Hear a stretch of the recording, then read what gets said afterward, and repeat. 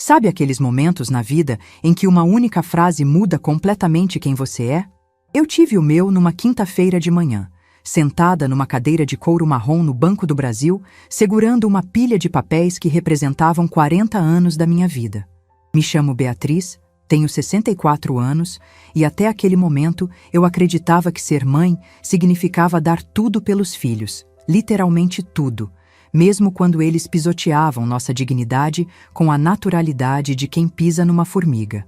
Durante décadas, carreguei a convicção de que o amor de mãe era incondicional não apenas da minha parte, mas também deveria ser protegido e valorizado pelos filhos. Que ilusão! Era 10 da manhã quando meu celular vibrou. Uma mensagem do André, meu único filho, aquele que criei sozinha depois que meu marido Carlos partiu quando o menino tinha apenas 8 anos. Meu coração até acelerou ao ver o nome dele na tela.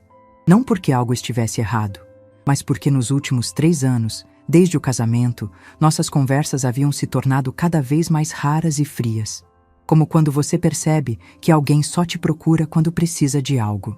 Mãe, sobre o jantar de aniversário da Camila no sábado, você não está convidada. Minha esposa não quer te ver lá. Ela disse que sua presença deixa todo mundo desconfortável. É melhor você não aparecer. Li uma vez. 2 vezes. 3 vezes. As palavras continuavam as mesmas, mas meu cérebro se recusava a processar o que estava acontecendo.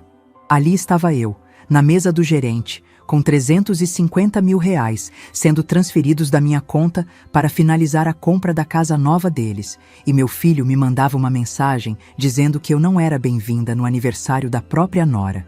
O contraste era tão absurdo que chegava a ser cômico.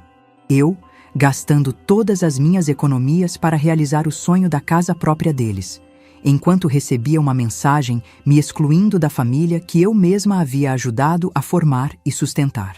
"A senhora está bem?" o gerente perguntou, notando minha expressão. Eu não estava bem.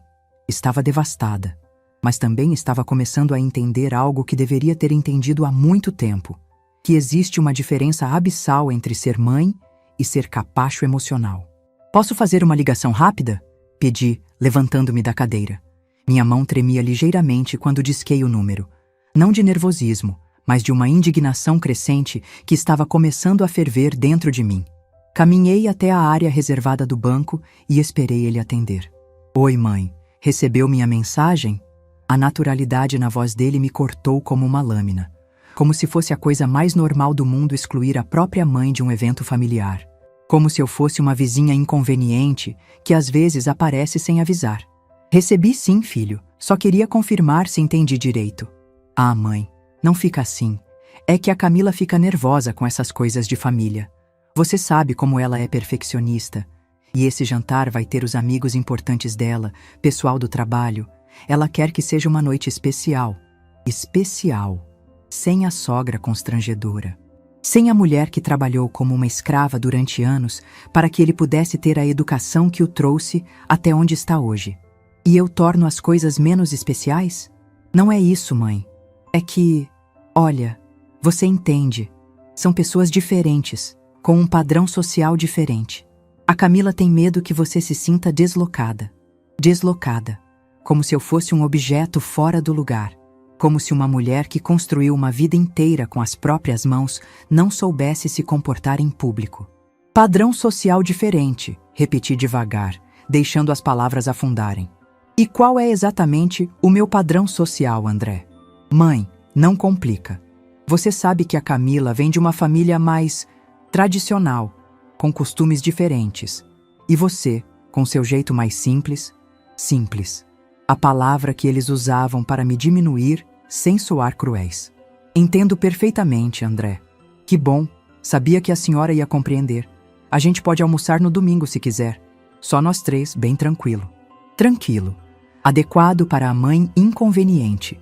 Um encontro seguro onde eu não constrangeria ninguém importante.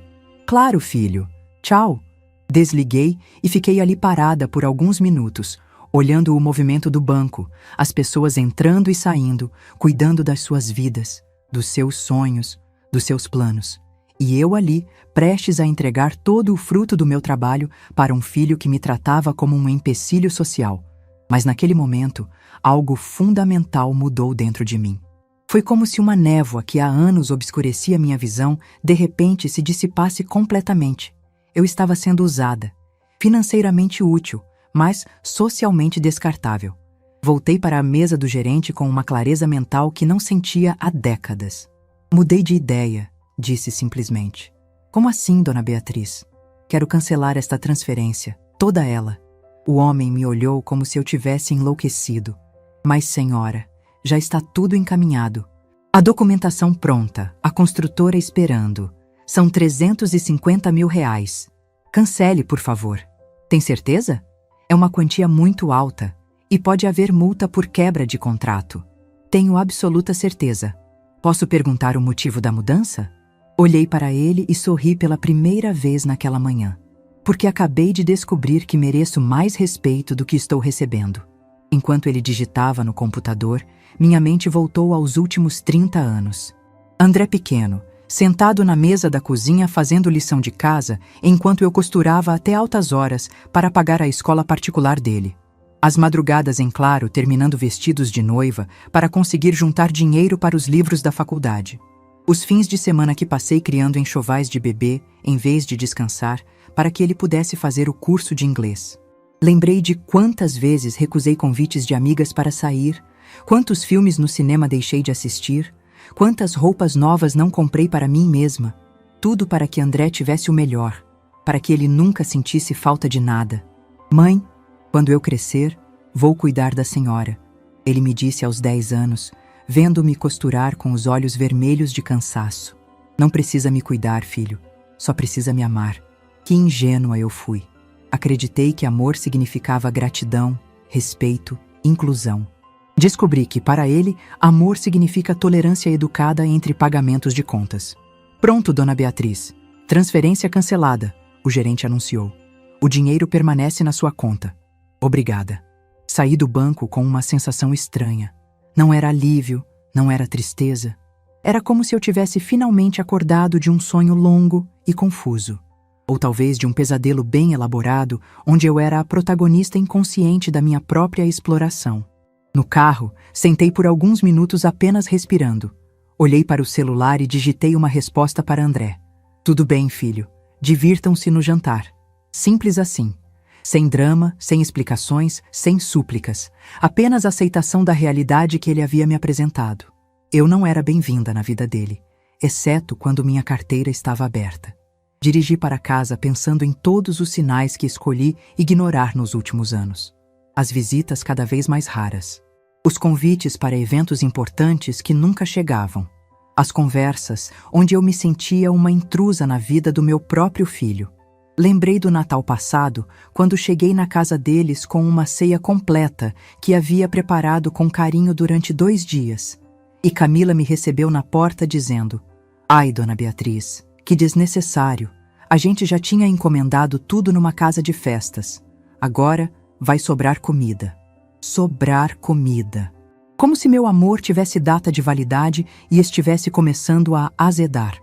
Ou da vez que André me apresentou para um colega de trabalho como minha mãe que trabalha com costura. Não minha mãe, a empresária que tem o próprio ateliê.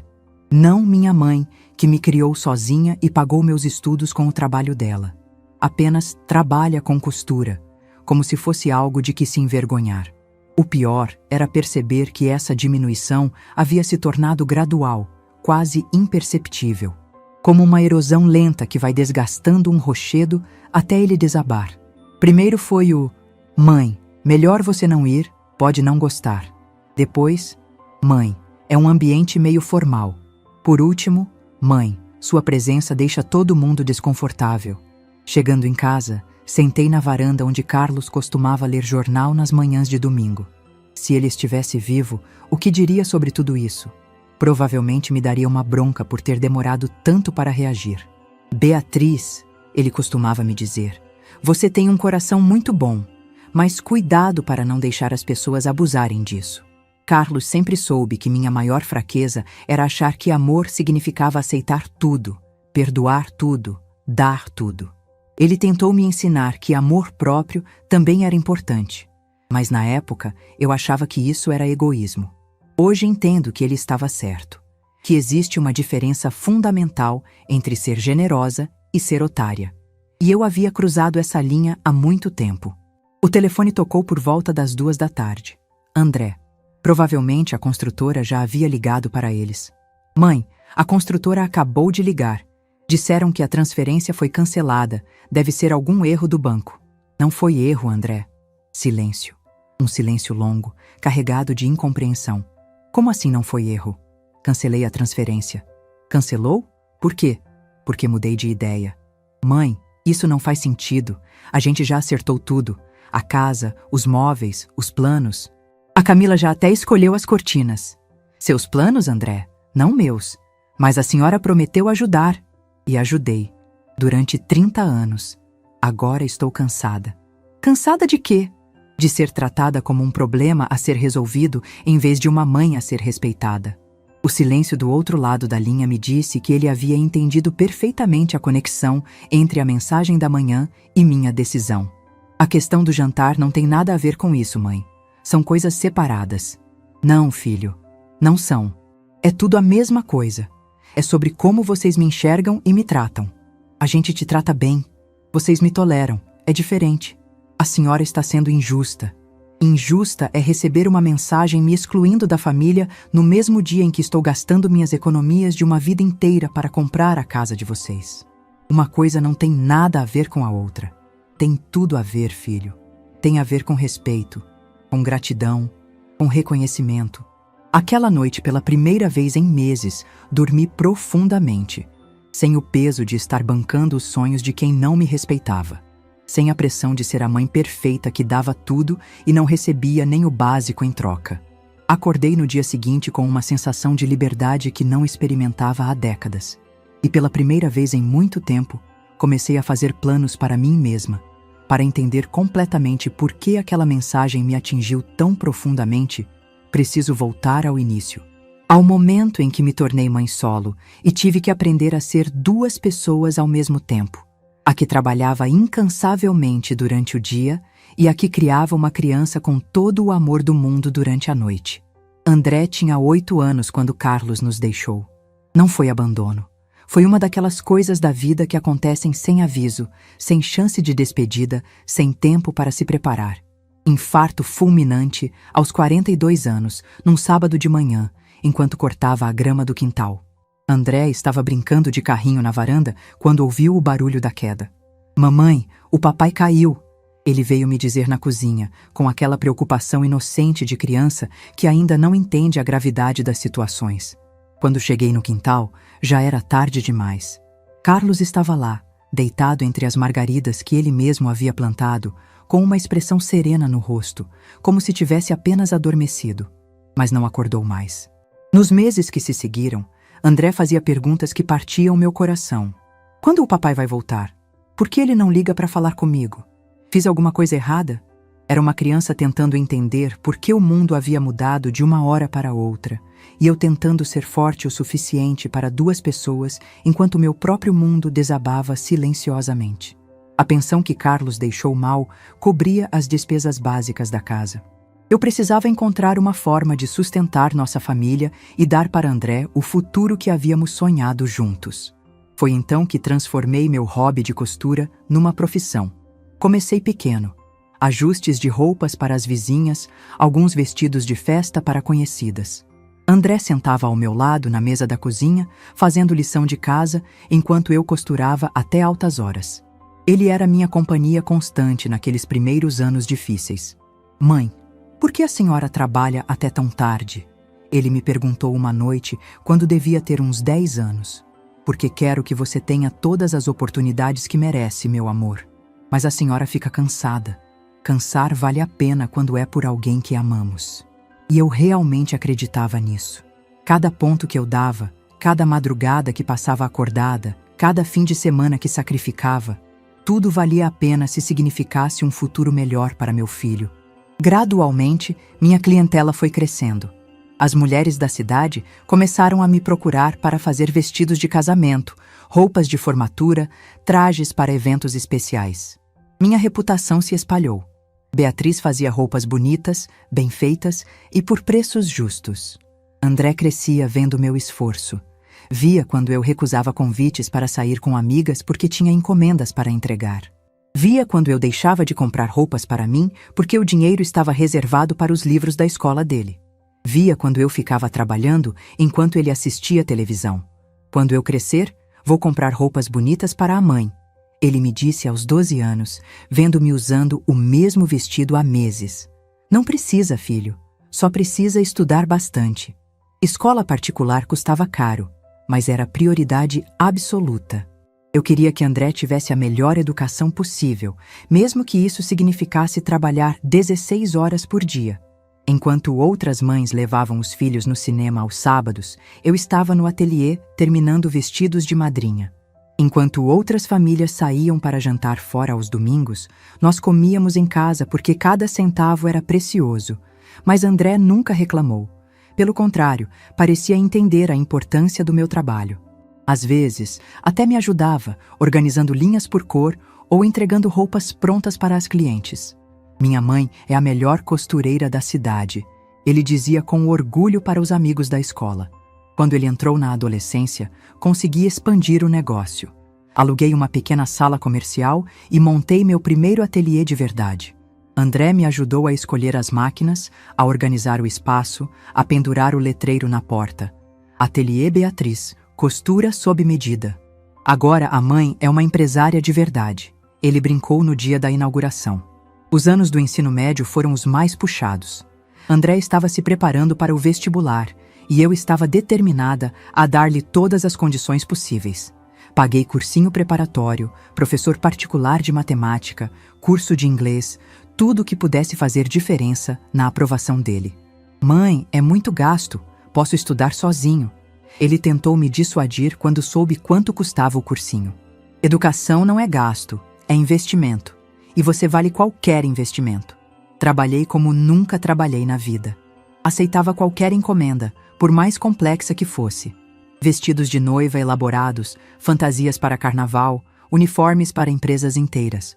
Minha agenda estava sempre lotada, mas o dinheiro que entrava era imediatamente direcionado para a educação do André. Quando ele passou em engenharia civil, numa universidade particular prestigiosa, chorei de alegria.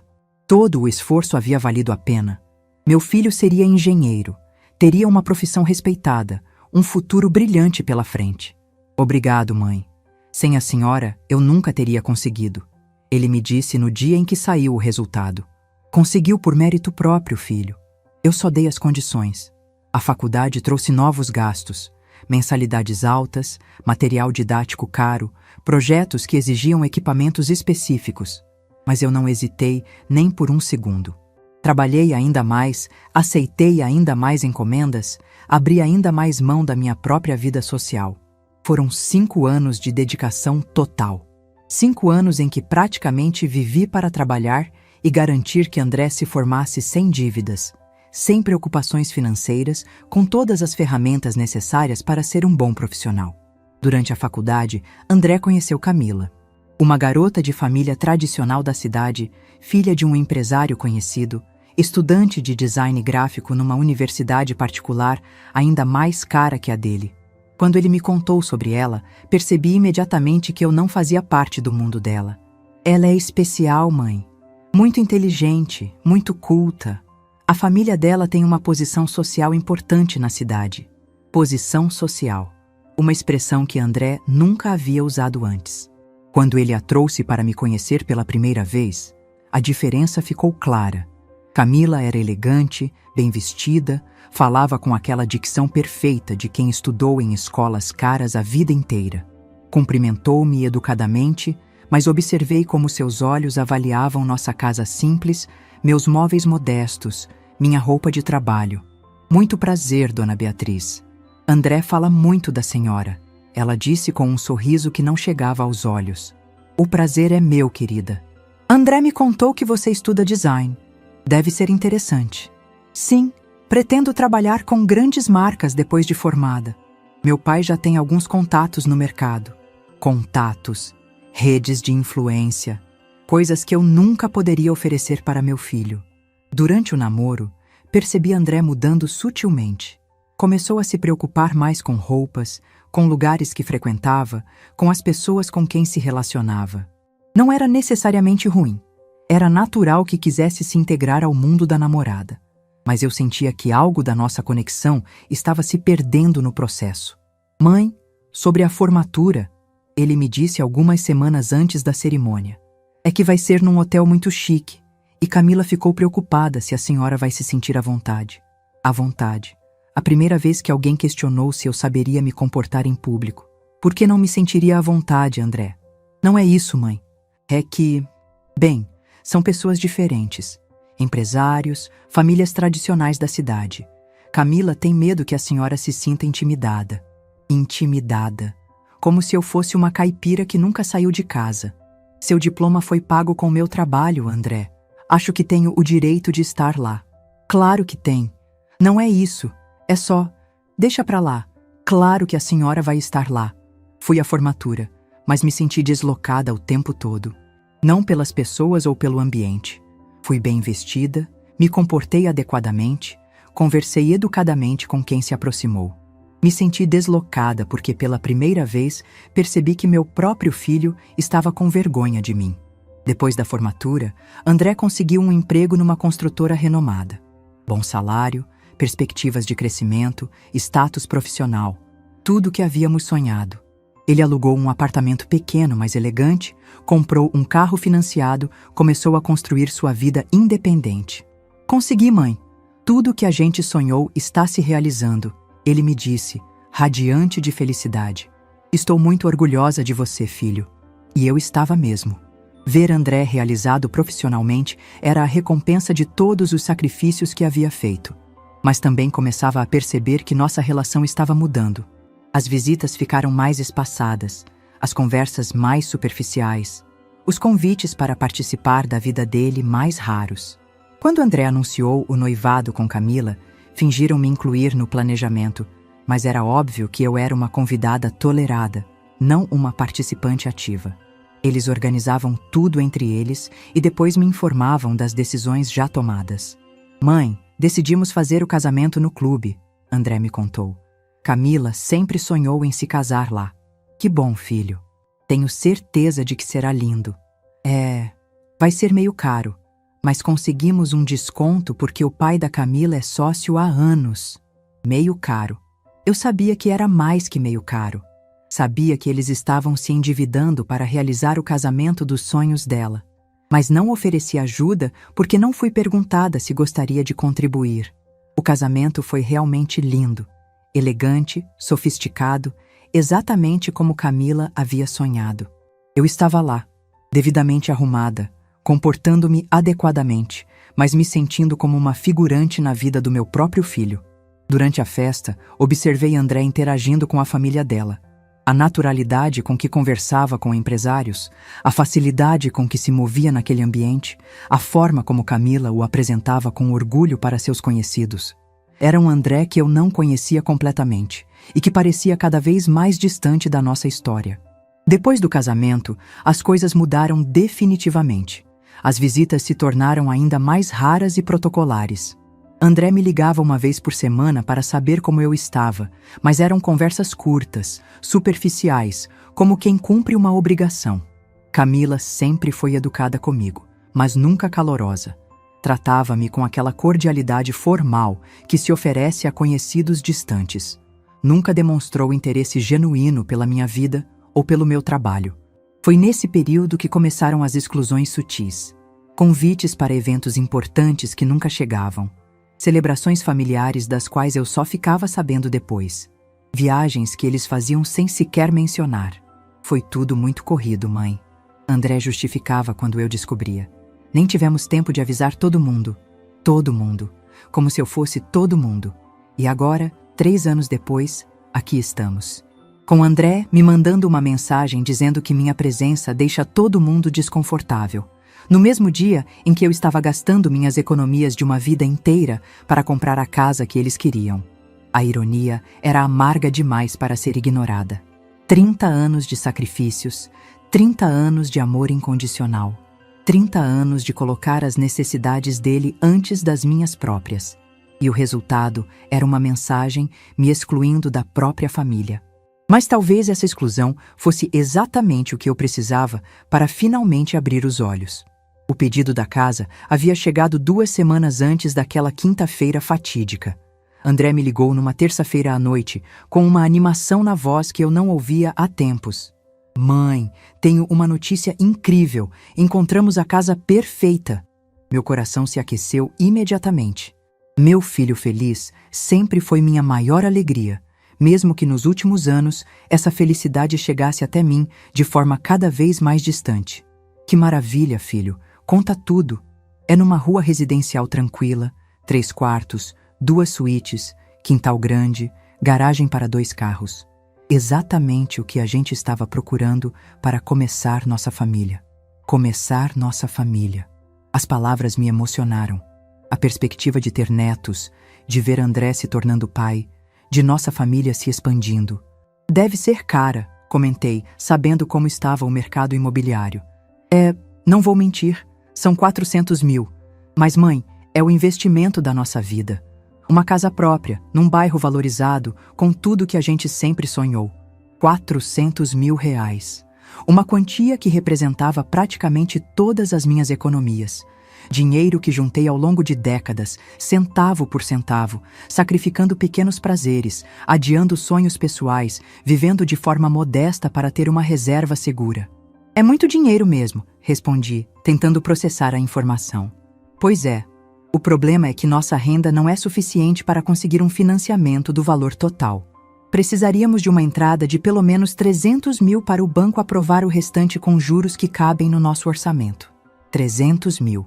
Quase todas as minhas economias. E vocês têm essa entrada? Não, mãe. É aí que está. A gente tem apenas 50 mil guardados. Estamos tentando ver todas as opções possíveis, mas... Bem, sei que é muito pedir, mas será que a senhora não poderia nos emprestar? Emprestar. A palavra soou estranha. Empréstimos têm prazos, juros, condições definidas. Mas eu sabia que não era isso que ele estava propondo. Quanto exatamente vocês precisariam? Perguntei, já sabendo que qualquer valor que ele dissesse, eu tentaria providenciar. Na verdade, mãe, conversando com a Camila, a gente pensou numa coisa. Se a senhora pudesse bancar o valor total à vista, conseguiríamos um desconto bem interessante, e assim não teríamos parcelas mensais pesando no orçamento durante anos. À vista.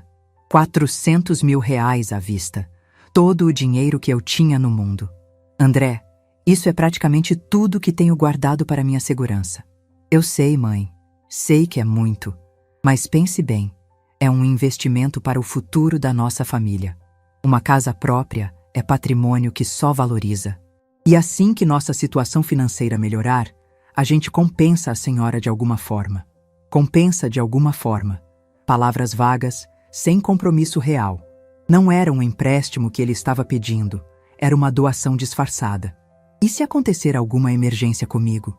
Se eu precisar desse dinheiro para algum tratamento de saúde ou situação inesperada?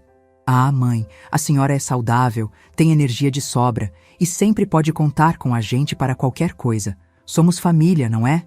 Família. A palavra que ele usava quando precisava de algo, mas que parecia esquecer em outras ocasiões. Preciso pensar com calma, André. Claro, claro. Entendo perfeitamente. Mas a construtora está dando prazo até sexta-feira para fecharmos negócio. Depois disso, já tem outros interessados na fila. Pressão temporal. Urgência artificial, táticas que eu reconhecia do mundo dos negócios, mas que me incomodavam vindo do próprio filho. Tá bem, filho. Vou analisar minha situação e te dou uma resposta. Obrigado, mãe. Eu sabia que podia contar com a senhora. A Camila vai ficar maluca de felicidade quando eu contar que a senhora está considerando. Passei 2 dias em agonia. 40 anos de trabalho duro, resumidos numa conta bancária que seria zerada para realizar o sonho de outras pessoas. Por outro lado, era meu filho, o menino que criei sozinha, para quem dediquei minha vida inteira. Na quinta-feira, tomei a decisão que achava ser a certa na época. André, vou ajudar vocês. O grito de alegria do outro lado da linha me aqueceu o coração. Fazia tempo que eu não era motivo de tanta felicidade para ele. Mãe, a senhora é incrível. Eu amo tanto a senhora. Só quero ver vocês felizes, filho. A Camila não vai acreditar. A gente estava tão preocupado e agora vai dar tudo certo. Mas me promete uma coisa? Qualquer coisa. Promete que vocês vão fazer dessa casa um lar cheio de amor e que vão me incluir nessa nova fase da vida de vocês. Óbvio, mãe. Como a senhora pode pensar diferente? Como eu podia pensar diferente mesmo? Durante o fim de semana, organizei toda a documentação necessária. Procurei meu contador para entender as implicações fiscais de uma transação tão grande. Visitei o banco para dar entrada no processo. André me ligava diariamente para acompanhar o andamento. Estava eufórico, fazendo planos, sonhando alto com a vida nova que teriam. Mãe, a Camila já está pesquisando móveis. Ela tem um olho incrível para decoração. Que bom, filho. Tenho certeza de que vocês vão criar um ambiente lindo. E a gente está pensando em fazer uma festa de estreia quando estivermos instalados. Vai ser o máximo. Uma festa de estreia. Na casa que eu estava bancando integralmente. Me perguntei se seria incluída ou se seria mais uma ocasião em que minha presença seria considerada inadequada. Na segunda-feira, iniciei formalmente o processo de transferência. O gerente me questionou várias vezes se eu tinha certeza da transação. É uma quantia muito alta, dona Beatriz. Praticamente todas as suas reservas. É para meu filho comprar a primeira casa. Vale a pena. Entendo. Deve ser muito gratificante poder ajudar assim. Gratificante. Eu esperava que fosse mesmo. Na terça-feira, Camila me ligou. Era a segunda vez na vida que ela me telefonava diretamente, então fiquei surpresa. Oi, dona Beatriz. Como está? Bem, querida. E você? Ótima. Escuta, eu queria falar sobre uma coisa. Sábado é meu aniversário e, coincidentemente, vai ser bem na época que a casa estiver liberada. Que coincidência linda! Pois é, e a gente pensou em comemorar. Fazer algo especial para marcar essa data dupla, sabe? Claro, posso ajudar com alguma coisa na organização? Não, obrigada. Na verdade, a gente vai comemorar no Villa Tuscana. Villa Tuscana. O restaurante italiano mais sofisticado da cidade. Lugar onde a elite local se encontrava para ocasiões especiais. Nossa, que elegante, vai ser uma comemoração e tanto. Vai ser algo bem íntimo, só pessoas do nosso círculo mesmo. Do nosso círculo, não do meu. A gente pode fazer um almoço especial no domingo, só nós três. Mais reservado, mais aconchegante. Reservado, aconchegante. Palavras bonitas para esconder que eu não era digna de estar na comemoração principal. Claro, querida. Obrigada pela compreensão, dona Beatriz. A senhora sempre entende tudo. Sempre entendo tudo. Sempre aceito tudo. Sempre me conformo com as migalhas. Desliguei o telefone com um aperto no peito, mas me convenci de que era normal. Camila tinha direito de escolher os convidados do próprio aniversário. Jovens preferem comemorar com pessoas da mesma idade. Então, naquela quinta-feira de manhã, dirigi para o banco para finalizar a transferência. R$350 mil havia conseguido negociar um pequeno desconto com a construtora por ser pagamento à vista. E foi ali que recebi a mensagem do André. A gota d'água. E naquele momento, não cancelei apenas uma transferência bancária. Cancelei anos de desrespeito tolerado. Cancelei a permissão que havia dado para ser tratada como cidadã de segunda classe na vida do meu próprio filho. Cancelei a ilusão de que amor incondicional deveria ser aceito sem reciprocidade. O resto seria apenas consequência. A primeira ligação veio 3 horas depois do cancelamento. André, com uma voz que misturava desespero e incredulidade. Mãe, a construtora acabou de ligar. Disseram que houve algum problema com a transferência.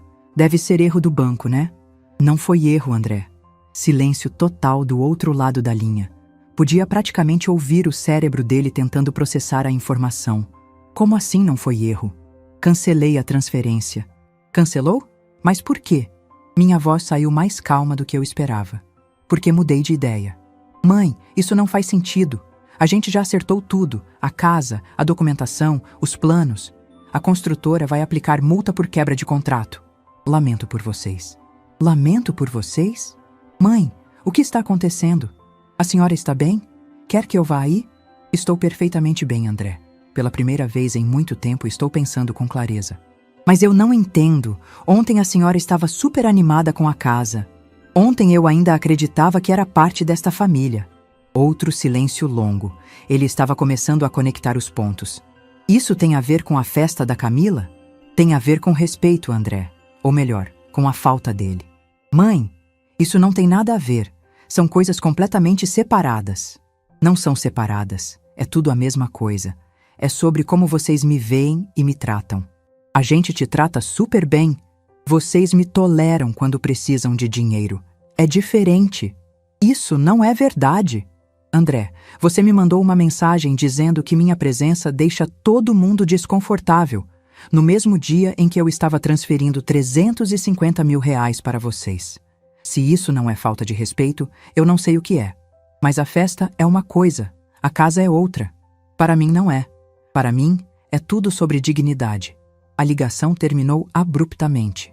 Ele desligou na minha cara, algo que nunca havia feito na vida. Percebi que, pela primeira vez, André estava verdadeiramente desesperado. 2 horas depois, meu telefone tocou novamente. Dessa vez era Camila, e sua voz estava completamente diferente. Tensa, nervosa, quase suplicante. Dona Beatriz, é a Camila.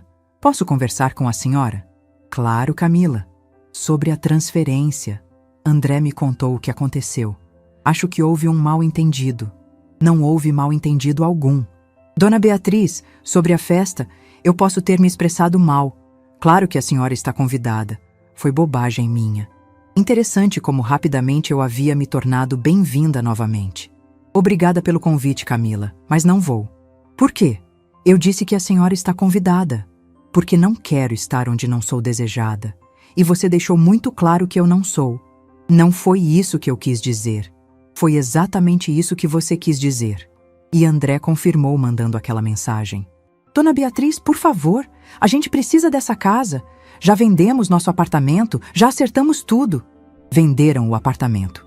Informação que eles haviam esquecido de me contar. Sinto muito pela situação de vocês. A senhora não pode fazer isso conosco, não é justo. Sabe o que não é justo, Camila? Ser tratada como um banco ambulante. Boa o suficiente para pagar as contas, mas inadequada para as comemorações.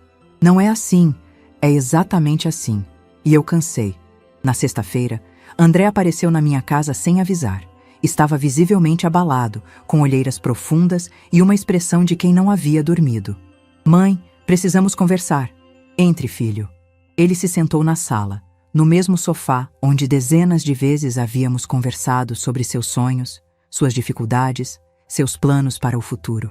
A construtora aplicou multa, R$15 mil por quebra de contrato. Sinto muito. E a gente perdeu o apartamento também. O comprador já depositou e como a gente contava com a casa nova? Entendo. A gente vai ter que procurar um lugar para alugar correndo. Com o histórico de quebra de contrato, vai ser difícil conseguir financiamento para outra casa. Aguardei ele continuar, sem demonstrar qualquer intenção de resolver os problemas que eles mesmos criaram. Mãe, eu sei que a gente errou. Sei que magoamos a senhora. Erraram e magoaram, mas principalmente me desrespeitaram. Eu reconheço isso. E estou pedindo desculpas. Aceito suas desculpas, André. Mas aceitar desculpas não significa voltar atrás. Por que não? Porque desculpas não mudam décadas de comportamento. Vocês só estão se desculpando porque precisam do meu dinheiro. Não é só por isso. É principalmente por isso. Se eu não tivesse cancelado a transferência, vocês teriam ido para a festa tranquilamente, comemorando a casa que eu paguei, enquanto eu ficava em casa assistindo televisão. Ele baixou a cabeça sabendo que eu estava certa. O que a senhora quer que a gente faça? Nada, André. Quero que vocês resolvam os próprios problemas. A senhora sempre ajudou. E vocês sempre aceitaram como se fosse obrigação minha. Nunca como favor, nunca com gratidão real, nunca me incluindo na família que eu ajudava a sustentar. Nos dias seguintes, as ligações se multiplicaram. André me telefonava diariamente, ora tentando convencer, ora fazendo chantagem emocional, ora prometendo mudanças que ambos sabíamos que não viriam. Camila também tentou sua abordagem. Apareceu na minha casa numa tarde de terça-feira, com os olhos vermelhos e uma humildade que eu nunca havia visto nela. Eu vim pedir desculpas, de verdade. Aceito suas desculpas. E vim perguntar o que a gente pode fazer para consertar isso. Nada, Camila. Algumas coisas não têm conserto. Mas a senhora é nossa família. Sou família quando vocês precisam de dinheiro. No resto do tempo, sou só a sogra inconveniente. Semanas se passaram.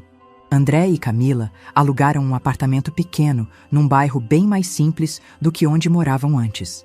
A pressão financeira começou a afetar o relacionamento deles. As brigas se tornaram frequentes, principalmente sobre dinheiro e sobre mim. 2 meses depois do cancelamento, André me ligou numa voz completamente diferente. Mãe, a Camila quer se separar. Sinto muito ouvir isso. Ela disse que não consegue mais viver com a pressão financeira e que eu escolhi a senhora no lugar dela. Você não me escolheu, André. Você finalmente me respeitou. É diferente. Mas agora eu vou perder tudo. A casa, a esposa, a família que a gente estava planejando. Você perdeu isso no momento em que decidiu que me humilhar era aceitável. A senhora não pode voltar atrás? Por favor? Não posso e não vou. A separação aconteceu 3 meses depois. André se mudou para um apartamento ainda menor, sozinho, tendo que recomeçar a vida financeira do zero. Camila voltou para a casa dos pais. Eu observava tudo de longe, com o coração partido, mas com a consciência tranquila. Havia aprendido que amor de mãe não significa aceitar qualquer tratamento, e que, às vezes, a maior lição que podemos dar a alguém é mostrar que nossas ações têm consequências, mesmo quando esse alguém é nosso próprio filho. Acordei numa manhã de terça-feira com uma clareza que não sentia há décadas. Olhei no espelho e vi uma mulher de 64 anos que finalmente havia parado de se diminuir para caber nas expectativas alheias. O silêncio na casa não era mais peso, era paz. Não havia telefone tocando com pedidos disfarçados de emergências familiares. Não havia pressão para justificar meus gastos ou minha agenda. Pela primeira vez em muito tempo, minha vida me pertencia completamente. Sentei na mesa da cozinha com meu café e meu extrato bancário. 350 mil reais intactos, rendendo juros, crescendo. Dinheiro que quase foi jogado fora numa relação que me diminuía sistematicamente. Sorri ao pensar na ironia. Tinha mais dinheiro agora do que jamais havia sonhado ter, e pela primeira vez não sentia pressão para gastá-lo salvando ninguém. A primeira coisa que fiz foi investir em mim mesma. Não por capricho, mas por necessidade. 40 anos trabalhando com a postura curvada sobre máquinas de costura haviam cobrado seu preço das minhas costas. Procurei um fisioterapeuta. Comecei um tratamento adequado. Comprei uma cadeira ergonômica para o ateliê. A senhora deveria ter procurado ajuda antes, disse Dr. Henrique durante uma das sessões. Essas dores musculares são consequência de anos de sobrecarga. Antes eu não tinha tempo nem dinheiro para cuidar de mim. Sempre havia prioridades mais importantes. E agora? Agora descobri que eu também sou prioridade. Foi libertador perceber que cuidar de mim mesma não era egoísmo, era responsabilidade. Comecei a frequentar uma academia voltada para a terceira idade, onde conheci outras mulheres que, como eu, estavam redescobrindo a própria vida após décadas dedicadas exclusivamente à família. Minha filha acha que estou exagerando com essas atividades, comentou Dona Rosa durante um dos exercícios. Diz que mulher da nossa idade deveria ficar em casa, quietinha. Nossa idade é exatamente a ideal para fazer o que queremos, respondi. Criamos os filhos, trabalhamos a vida toda. Agora é nossa vez. O ateliê de costura ganhou vida nova também. Sem a pressão de economizar cada centavo para emergências familiares imaginárias, investi em equipamentos modernos, reformei o espaço, contratei uma assistente.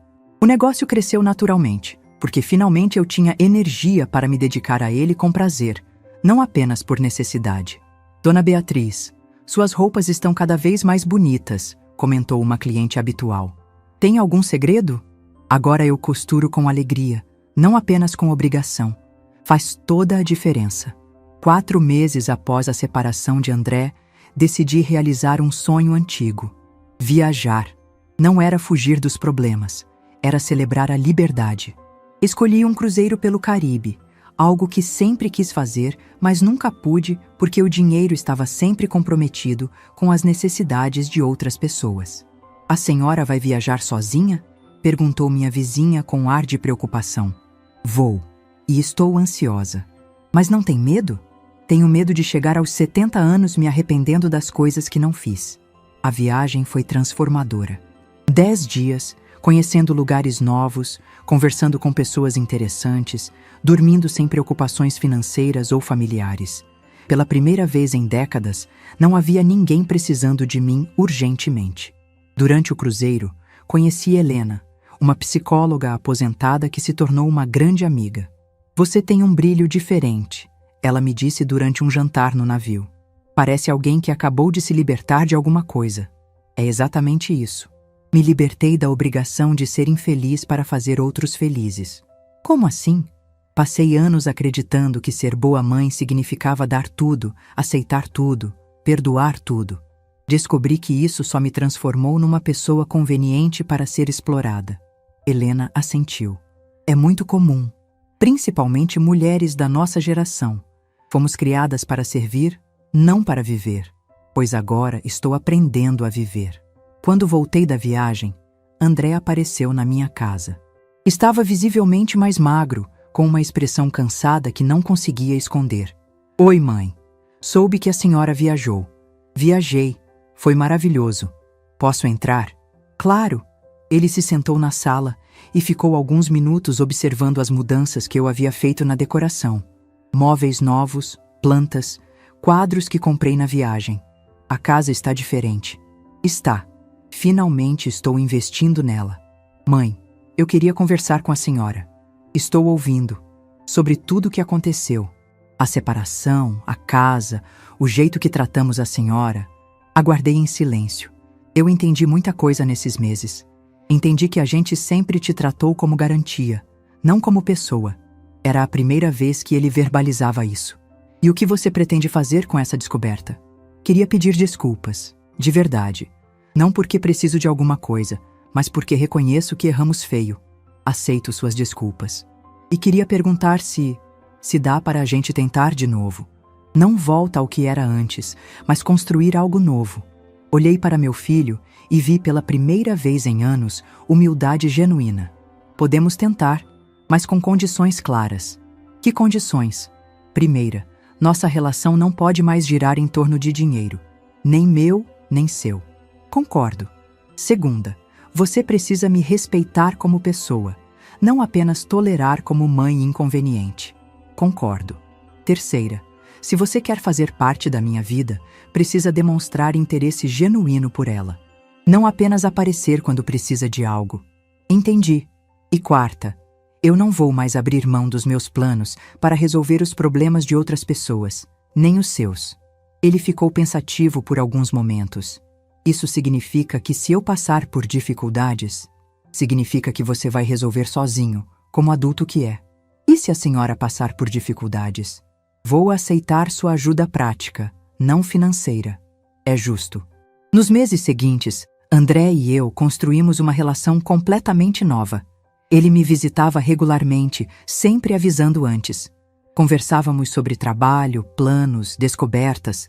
Ele demonstrava interesse real pela minha nova vida e eu oferecia conselhos quando pedidos, não soluções financeiras. Como está o trabalho? Perguntei durante uma das visitas. Puxado. Estou fazendo alguns freelances além do emprego fixo para conseguir juntar dinheiro para uma casa nova. Que bom que está se organizando financeiramente. Aprendi que ninguém vai resolver meus problemas por mim. Aprendeu bem.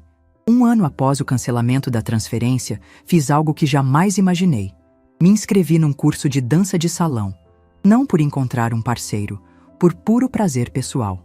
Dona Beatriz, a senhora está radiante, comentou minha professora de dança. Parece que rejuvenesceu. É que finalmente parei de viver a vida de outras pessoas e comecei a viver a minha. Durante uma das aulas, conheci Miguel, um viúvo de 68 anos que, como eu, estava redescobrindo a vida após décadas de dedicação exclusiva à família. Você tem uma energia contagiante, ele me disse durante um dos intervalos. Tenho energia de sobra agora que parei de gastá-la com pessoas que não me valorizam. Entendo perfeitamente. Meus filhos também acham que existo apenas para resolver os problemas deles. E você resolve? Parei. Melhor coisa que fiz. Miguel se tornou um grande amigo. Depois, um companheiro especial. Não era romance desesperado de juventude. Era a conexão madura entre duas pessoas que se descobriram livres para serem felizes. Vai apresentar o Miguel para o André? Perguntou Helena durante um de nossos cafés semanais. Vou, mas não vou pedir aprovação. Vou apenas comunicar. E se ele não aprovar, problema dele. Quando apresentei Miguel para André, percebi que meu filho havia amadurecido de verdade. Prazer em conhecê-lo, André disse educadamente. Minha mãe parece muito feliz ultimamente. Ela é uma mulher incrível, Miguel respondeu. Forte, independente, cheia de vida. É mesmo, demorei para perceber isso. Hoje, 2 anos após aquela quinta-feira no banco, vivo uma vida que jamais imaginei possível. Tenho saúde, dinheiro, relacionamentos saudáveis, projetos pessoais, dignidade preservada. André e eu mantemos uma relação respeitosa e carinhosa, mas sem dependência. Ele aprendeu a valorizar minha presença porque ela não é mais garantida. Eu aprendi que amor verdadeiro não exige sacrifício da própria dignidade. Às vezes me perguntam se me arrependo de ter cancelado aquela transferência. A resposta é sempre a mesma. Foi a melhor decisão que tomei na vida, porque naquele dia não cancelei apenas R$350 mil. Cancelei anos de desrespeito tolerado. Cancelei a ideia de que ser mãe significa aceitar qualquer tratamento. Cancelei a permissão que havia dado para ser tratada como cidadã de segunda classe na minha própria família. E descobri que a verdadeira liberdade não vem de ter dinheiro no banco, vem de ter amor próprio no coração. Meu nome é Beatriz, tenho 64 anos, e finalmente aprendi que mereço ser tratada com dignidade. Por todos, inclusive pelo meu próprio filho. Se essa história tocou seu coração, deixe seu like, se inscreva no canal e comente aqui embaixo. No meu lugar, o que você faria? Sua mensagem pode iluminar o dia de alguém.